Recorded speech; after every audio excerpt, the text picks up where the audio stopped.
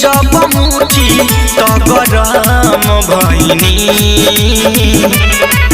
हरे राजा के नाव पर चढ़ गइनी रतिया समुंदर पार गइनी।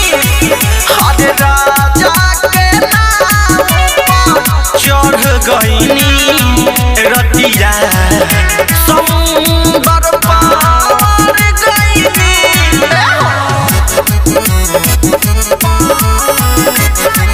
रिया रिकॉर्डिंग स्टूडियो नरकटियागंज।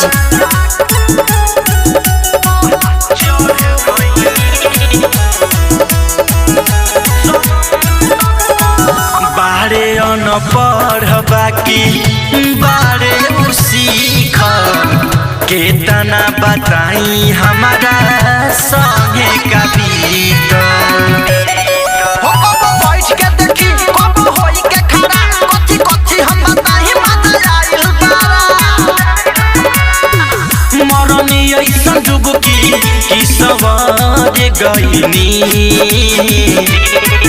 हरे राजा के नाव पर चढ़ गइनी रतिया समुंदर पार गइनी। हरे राजा के नाव पर चढ़ गइनी रतिया समुंदर पार गइनी। Mix by Bholu Sanjeev.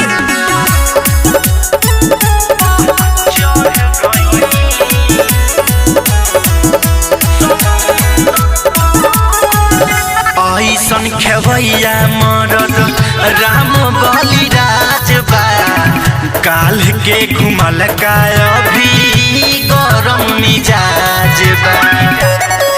बीच जंगल में सखी घेरा गइनी ऐसन देखनी सामान के डरा गइनी। गोलू संजीव बिरजे से भल भइनी। हरे राजा के नाव पर चढ़ गइनी रतिया समुंदर पार गइनी।